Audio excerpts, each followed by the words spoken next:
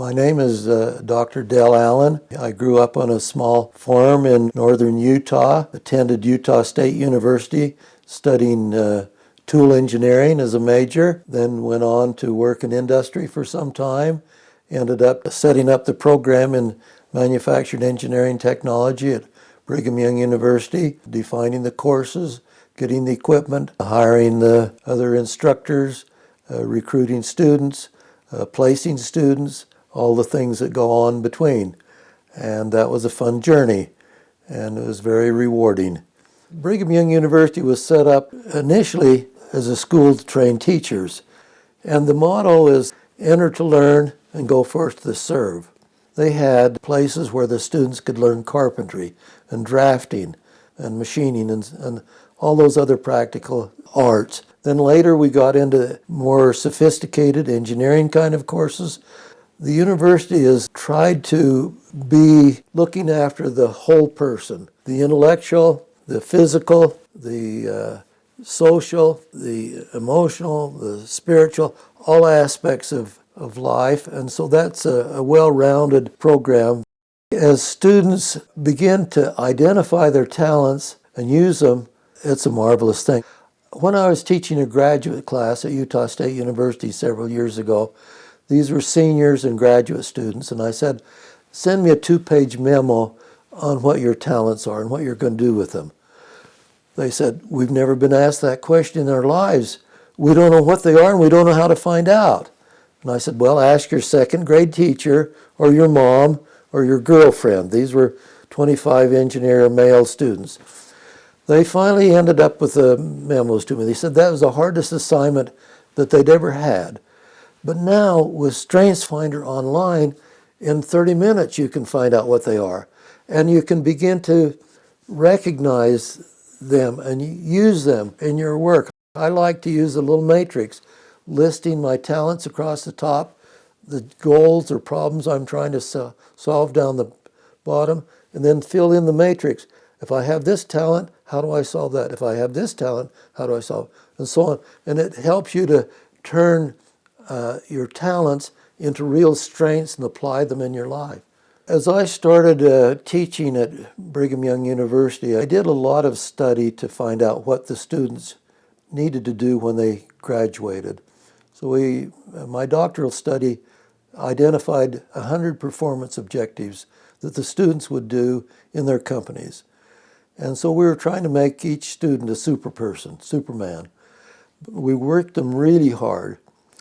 And it worked for a while. We got accreditation from the Engineering Council for professional development. The students were getting high salaries, highest in the engineering college actually. But after about 30 years, just 10 years before or 5 years before my retirement, I had an epiphany. One of my students came to me and he said, I've been on the GI Bill for a long time. I've had 5 transfers into departments. I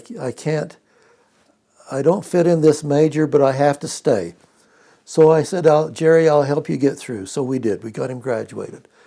The next thing I found out that he was working in California for Rockwell, manufacturing the ceramic tiles for the re-entry of the space vehicles. And I thought, every student doesn't have to be a super person, but the team collectively does. And so at that time, I decided that we needed to focus on the strengths of individuals and not try to train them into things they weren't quite as good at. And so that became my theme for thereafter. Then after I retired, moved to Utah State University area, they asked me to come and teach, so I taught there. The first year I had 208 students in my manufacturing processes class, and I wondered, will they ask me to teach this again? Which they did. In the interim, son Kurt introduced me to the work of Roger Schenck with story-based learning. So I wrote a novel, 10 Days with Green Manufacturing Company, and in that novel I incorporated all of the assignments, things that I wanted the students to learn. So we didn't have lectures, assignments, and tests.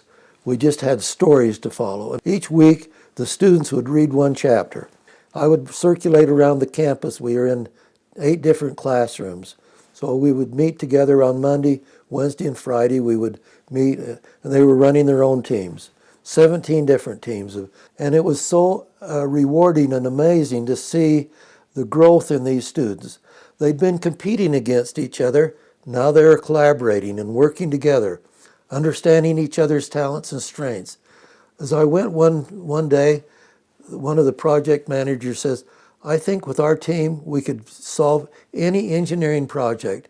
They developed confidence in one another. And so that was a really rewarding thing for my last hurrah of teaching as a professor. If I were to create an online program, I'd want to work with the customers. I'd want them to help me define what the students need to be able to do.